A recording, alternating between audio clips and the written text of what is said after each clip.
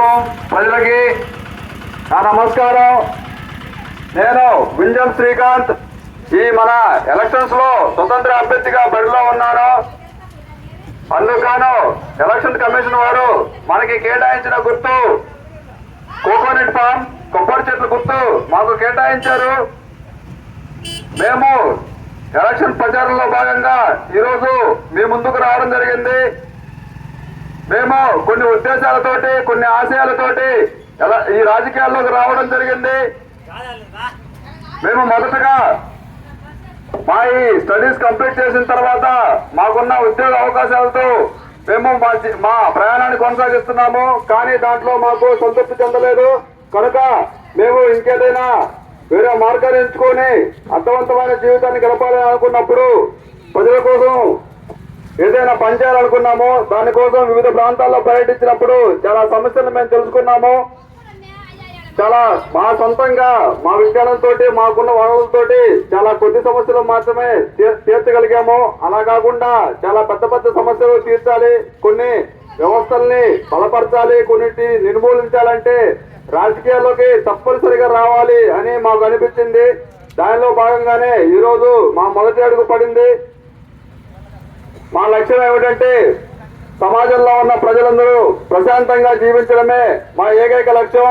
ఎవరో ఒకరో ఇద్దరు ప్రశాంతంగా ఉన్నంత మాత్రాన సమాజం అంతా ప్రశాంతంగా ఉన్నట్టు కాదని మాకు అనిపించింది. దానికోసమే మా ఈ పోరాటం. అందులో భాగంగా ఇప్పుడున్న ప్రస్తుత పరిస్థితులు చూస్తే ఎంత దయనీయంగా ఉన్నాయో మనందరికీ తెలుసు. సమాజాన్ని రెండుగా చీల్చి రెండు వర్గాలుగా మార్చే ప్రజల మధ్య విద్వేషాలు రెచ్చగొడుతున్నాము. ప్రభుత్వాలు మారుతుంది ప్రజల కోసం పనిచేయడానికి కాకుండా కేవలం ప్రతీకారాలు తీర్చుకోవడం కోసం అన్నట్టుగా మారిపోయింది ప్రస్తుత రాజకీయాలు. అవి ఎంత మాత్రము సమాజానికి మంచిది కాదు.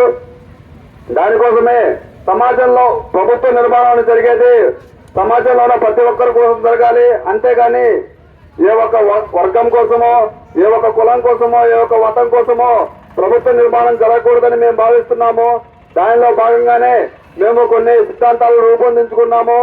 మా ఈ సిద్ధాంతాల ఆలోచనల్ని పొలిటికల్ మాంక్ అనే పుస్తకం రూపంలో ప్రచురించడం జరిగింది. దానిలో భాగంగా కొన్ని మా ఈ యొక్క మేనిఫెస్టో అంశంలో చేర్చాము. మేము ఈ బలమైన సమాజంలో మనం చెప్పుకునే విద్యావంతులు అనేవాళ్ళు ఈ ఎలక్షన్ ప్రచారంలో దూరంగా ఉంటున్నారు, అలాగే ఓట్లు వేయకుండా దూరంగా ఉంటున్నారు. దానికోసమే మేము తీసుకునే నినాదం ఏమిటంటే ప్రభుత్వ నిర్మాణంలో భాగస్వామి కానీ ఏ వ్యక్తికి ఏ హక్కులో ఉండకూడదని మేము మా ఈ పోరాటాన్ని చేస్తాము.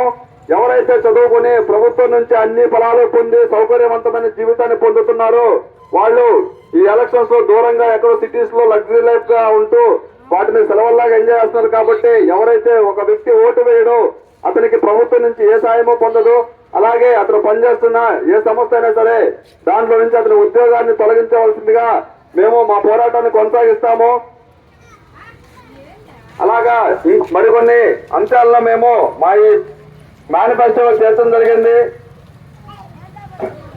అలాగే మనం వ్యవసాయాన్ని తీసుకుంటే రైతులకి వ్యవసాయం మీద సరైన అవగాహన కల్పించకుండా రైతులు ఎన్నో ఏళ్ల తరబడి సాగిస్తున్న అదే విధానాలను కొనసాగిస్తూ అలాగే తక్కువ ఫలితాన్ని పొందుతూ ఉన్నారు.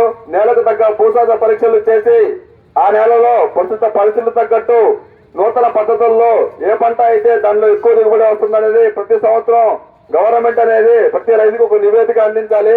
అది గవర్నమెంట్ ప్రాథమిక విధి అది. ఎందుకంటే మనం రైతే రాజు, రైతు వెన్నుముక్క దేశానికి అని చెప్పుకున్నప్పుడు ఆ రైతుకి వెన్నుముక్కగా నిలవాలి ప్రభుత్వం. అతను చేసే పనిలో దానిలో ఎంత వరకు అతను